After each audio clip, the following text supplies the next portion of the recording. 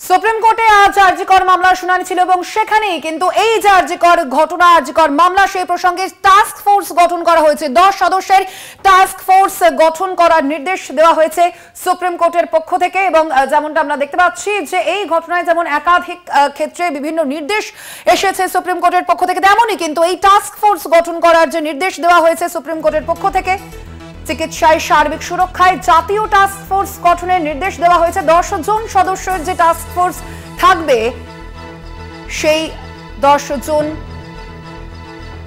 বিভিন্ন রাজ্যের যে প্রথিতযশা যে প্রতিষ্ঠানগুলি রয়েছে, হাসপাতালগুলি রয়েছে, সেখান থেকেই কিন্তু বিভিন্ন জনকে নিয়ে এই টাস্ক ফোর্স গঠন করা হবে। চিকিৎসা ক্ষেত্রে সকলের সুরক্ষায় জাতীয় নীতি গঠন, অন্যদিকে হামলা আটকানো সেই বিষয়গুলোও কিন্তু নজর রাখবে এই টাস্ক ফোর্স। অর্থাৎ বোঝাই যাচ্ছে যে আরজিকর মামলায় আমরা দেখে এসেছি যে আরজিকর কাণ্ডে প্রথম থেকেই কিন্তু শুধুমাত্র রাজ্য রাজনীতি নয়, দেশের রাজনীতিও কিন্তু তোলপাড় হয়েছে। এখনো পর্যন্ত কিন্তু কর্মবিরতি চলছে চিকিৎসকদের, এবং সেই ঘটনায় এবার টাস্ক ফোর্স গঠনের নির্দেশ। এবং টাস্ক ফোর্সে থাকবেন 10 জন সদস্য। টাস্ক ফোর্সে দিল্লি ও যোধপুর এইমসের 2 ডিরেক্টর থাকবেন, পাশাপাশি বেঙ্গালুরুর এক প্রথিতযশা প্রতিষ্ঠানের চিকিৎসকও রয়েছেন এই টাস্ক ফোর্সে।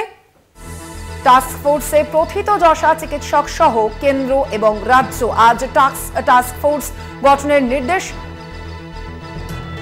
দিয়েছে সুপ্রিম কোর্ট। সুপ্রিম কোর্টে আজ আরজিকর মামলার শুনানি ছিল, সেখানেই একাধিক বিষয় উঠে এসেছে, একাধিক যেমন নির্দেশ দেওয়া হয়েছে। একদিকে যেমন আমরা দেখতে পাচ্ছি যে আরজিকরে কেন্দ্রীয় বাহিনী মোতায়েনের নির্দেশ দেওয়া হয়েছে সুপ্রিম কোর্টের পক্ষ থেকে। চিকিৎসকদের নিরাপত্তার জন্য কিন্তু এই নির্দেশ দেওয়া হয়েছে একদিকে যেমন, অন্যদিকে যেই হামলার ঘটনা আমরা দেখেছিলাম আরজিকরে 14ই আগস্ট মধ্যরাতে যে হামলার ঘটনা দেখেছিলাম, সেই হামলা আটকানোর বিষয়েও কিন্তু নজর রাখবে টাস্ক ফোর্স।